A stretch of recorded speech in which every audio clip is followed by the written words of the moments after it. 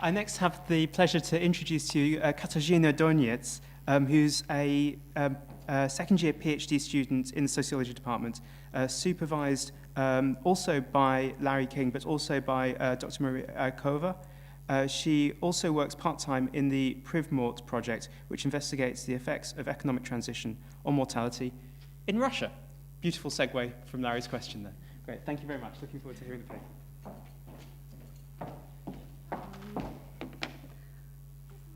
Hello, everyone. Oh, no. Oops. Sorry. What should I say? Okay. Let's come back to the beginning. We'll just move forward. A little review of where we've Sorry about got that. to. Okay, let's see if we can integrate all the different themes.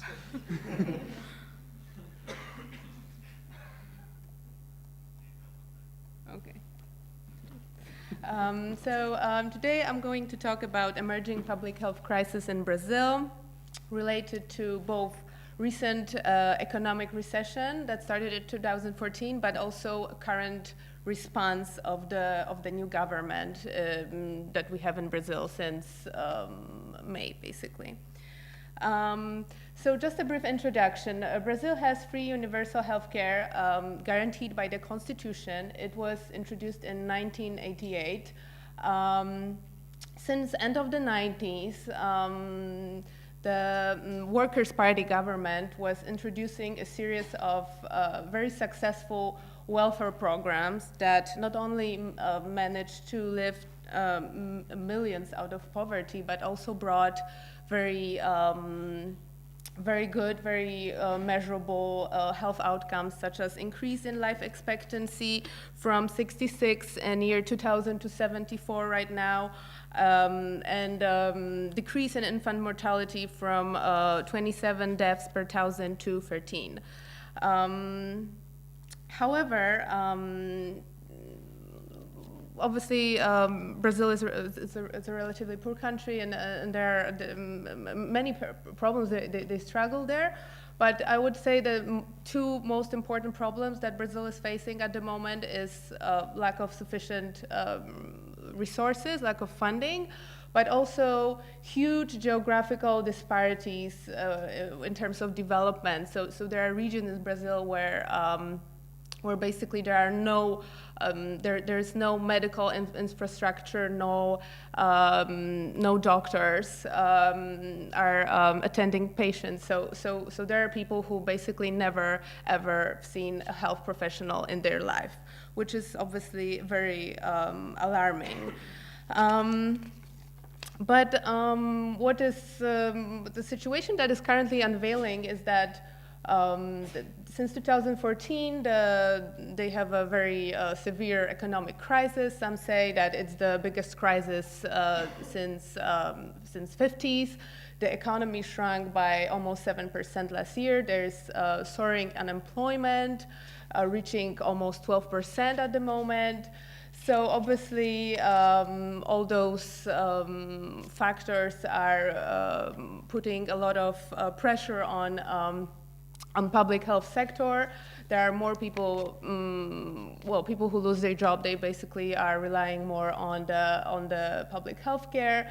And again, there is not enough professionals. The price of their currency as compared to dollar fall dramatically. So also the cost of treatment and the equipment, medical equipment is very, very high. However, what is, I would say, the most worrisome at this whole picture is the response of the new government to the current economic crisis. Their response is, kind of counterintuitive. They suggest introducing austerity measures. Some of them have been already introduced. Some of them are kind of waiting for approval by the Congress. But just in a sort of brief overview, the Prime Minister wants to abolish the minimum budget guaranteed by the Constitution. for healthcare. So according to some estimates, the health sector would lose about 30% of their current funding, which obviously would be a huge disaster. The health minister is encouraging people to seek private healthcare, and well, because of most of the countries is poor and 70% rely on the public healthcare. He still wants to sort of introduce the solution, which would be the so-called popular healthcare plan, which, according to public health experts, would only increase the costs of the sector and impose additional strains on the public healthcare. Another very worrisome policy is that they want to diminish the More Physician program that was introduced by Dilma Rousseff in 2015, that was basically, the program was bringing foreign doctors, mainly Cubans, to work in precluded rural communities in Brazil.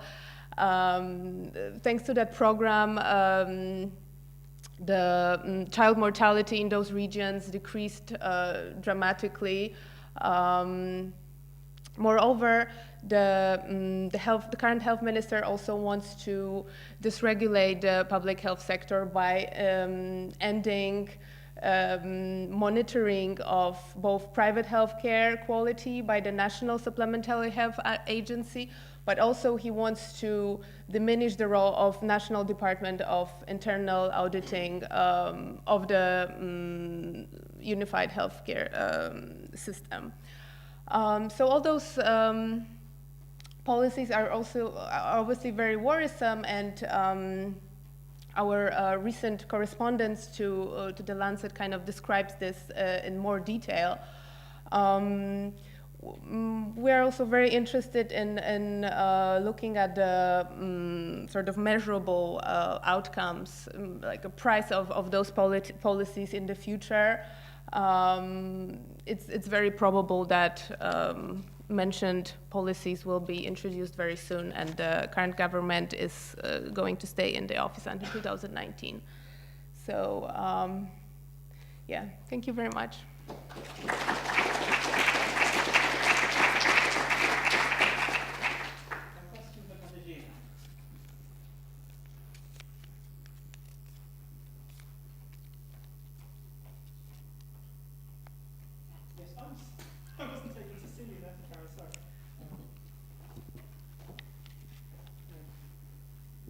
Thanks. This is clearly a really important area, and it parallels much that's going on in the rest of, well, certainly the UK, in terms of the weakening of the public health structures.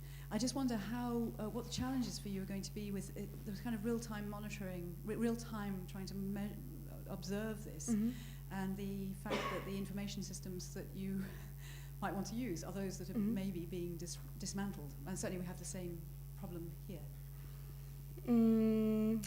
So Brazil has relatively good monitoring system of sort of epidemiological monitoring system, and they have statistics for every municipality every month. So, so I think hopefully there will be a good public data available to measure the outcomes of those policies. I mean, if only nothing happens, politically speaking, if those sources of information won't be somehow affected by the government.